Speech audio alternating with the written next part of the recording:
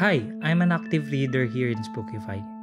And sana this time ma-post naman yung karanasan ko na hindi ko makakalimutan since nangyari ito. Hindi po ako ganun kagaling mag-narrative or gumawa ng story because I'm not a writer naman. But I hope everybody should respect my side kung di man kayo maniniwala. Pero it's okay kasi may iba't iba tayong paniniwala. So eto na. Noong August of 2016, nasa bahay ako nun. Ako lang kasi anak nila mama at papa. Mag-isa lang ako nung time na yon. Kasi isang araw, kinausap ako ni mama na may pupuntahan silang event ni papa sa Dagupan City. Uuwi rin sila pero mga madaling araw na. Then ako lang naiwan mag-isa sa bahay around 5 PM.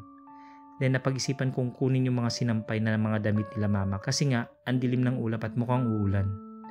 So yun, lumabas ako. Malapit kasi yung sampayan sa gate namin. Sobrang dilim ng ulap nung araw na yon. Tapos umulan ng sobrang lakas na may kasama pang kulog. Then, yung nakuha ko na yung lahat ng sinampay, pumasok na ako sa loob ng bahay kasi malakas nga yung ulan. Tapos, nung tumingin ako sa labas ng bintana, may nakita akong nakatayong matandang lalaki sa labas ng gate. Nakatingin sa akin sa bahay namin. Sobrang tangkad, pulang-pula yung mata. Medyo di ko na maaninag kasi ang lakas ng ulan. Nakasuot siya ng itim na damit. Nagulat ako, putya. Bigla akong takbo sa loob ng kwarto habang naririnig ko sariling tibok ng puso ko sa sobrang kaba. Tinext ko sila mama na natatakot ako at may matandang pangit sa labas. Tapos biglang kumidlat at namatay ang ilaw. Kabang-kaba ako nun. Tapos lumabas ulit ako ng kwarto para silipin ko ulit sa bintana. Putek, nandun pa din yung matanda at nakangisi na sa akin. Tapos paunti-unti siyang naglalakad papunta sa bahay. Naiyak na ako kahit lalaki ako. First time kong maka-witness ng ganito at hindi common itsura niya. Tapos tumakbo ako at tumago ako sa likod ng upuan. And nagpray ako na sana umalis na yung matanda. Then, may kumatok na sobrang lakas sa pintuan namin. Yung katok na sasabog yung puso mo sa takot. Tapos wala na akong magawa kundi sumigaw na, "In Jesus' name!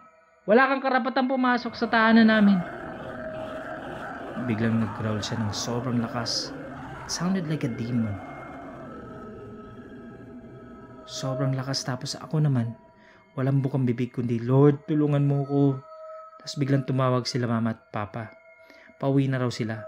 Paglingon ko sa pintuan, wala na yung matanda. Wala na rin siya behind the gate. Pero malakas pa din yung ulan. At bumalik na rin sa wakas yung ilaw. Tapos pag uwi nila mama, hindi ko mapigilan luha ko at umiyak ko ng umiyak. Nang ikwento ko sa kanila yun. Pati sa mga kaklase ko at pinsan ko, kwento ko na. And I'm so confident na totoo ang sinasabi ko. Then sa susunod daw, pag aalis sila, isasama na daw nila ako.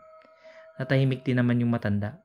Hindi na siya nagpakita sa akin since, except sa panaginip ko nakikita ko pa din siya until now. Kung gusto mong updated ka sa lahat ng bagong videos, click na ang subscribe button at notification bell. Maaari ka ring makatulong sa channel sa pagpunta sa Patreon page, yung link nasa description, kung saan pwede ka magpadala ng pera sa channel. Maski $1 or 50 pesos per month napakalaking tulong na po.